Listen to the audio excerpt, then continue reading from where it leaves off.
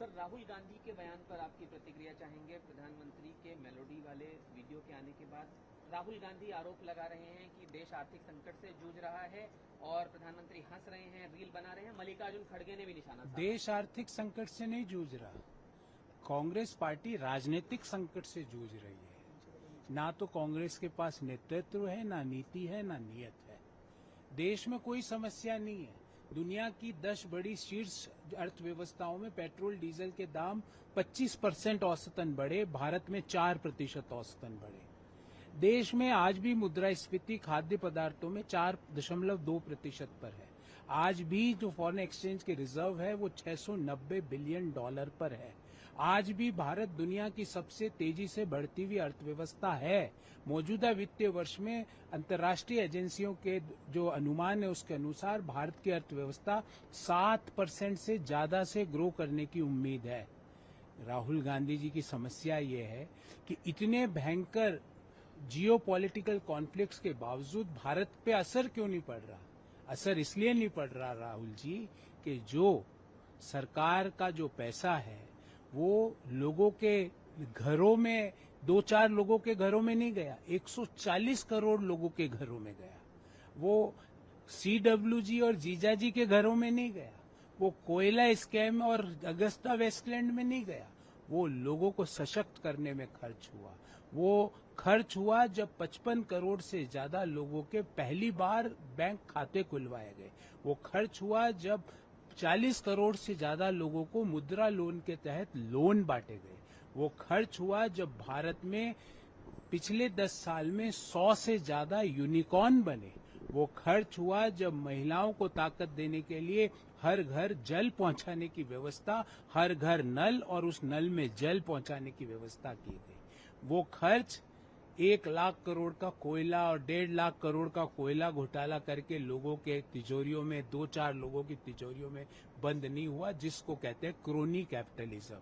अभी जो देश चल रहा है वो सबका साथ, सबका विकास और सबका विश्वास के सूत्र पर चल रहा है। जब 2004 से 14 के बीच कांग्रेस पार्टी ने देश चलाया, सिर्फ परिवार के लोगों का विकास, देश के लोगों का साथ, पर विकास सिर्फ परिवार के लोगों का। तो देश के ऊपर कोई आर्थिक संकट नहीं है। दुनिया ने भारत की अर्थव्यवस्था का लोहा माना। देश के प्रधानमंत्री को 31 देशों के सर्वोच्च सम्मान से नवाजा गया। संकट के बादल कांग्रेस पार्टी के अस्तित्व पर लहरा रहे हैं। एक बार फिर प्रधानमंत्री का नाम लिया, गृहमंत्री का नाम लिया, संविधान खतरे में है वाली बात दोहराई, वोट चोरी वाली बात दोहराई। गद्दार वो लोग होते हैं राहुल गांधी जी जो संविधान की पुस्तक तो दिखाते हैं पर SIR प्रक्रिया का विरोध करते हैं। गद्दार वो लोग होते हैं राहुल जी जो अपनी हार का ठीकरा EVM पर फोड़ देते हैं। गद्दार वो लोग होते हैं राहुल गांधी जी जो देश की अर्थव्यवस्था को, दुनिया की सबसे तेजी से बढ़ती अर्थव्यवस्था को डेड इकोनॉमी बोलते हैं। गद्दार वो लोग होते हैं राहुल गांधी जी जो संसद की सीढ़ियों में खड़े होकर मंत्री के ऊपर अनर्गल टिप्पणियां करते हैं। गद्दार वो लोग होते हैं जो विदेशों में जाकर भारत विरोधी ताकतों से छुप छुप कर मिलते हैं। गद्दार वो लोग होते हैं जो पाकिस्तान का पक्ष लेते हैं संसद में खड़े होकर। गद्दार सबसे बड़े वो लोग होते हैं जो भारतीय सेना से पूछते हैं कि हमारे कितने फाइटर गिरे ऑपरेशन सिंदूर में। गद्दार वो लोग नहीं होते जो महिलाओं को ताकत देते हैं, युवाओं के सपनों को पूरा करने के लिए परिश्रम झोंकते हैं।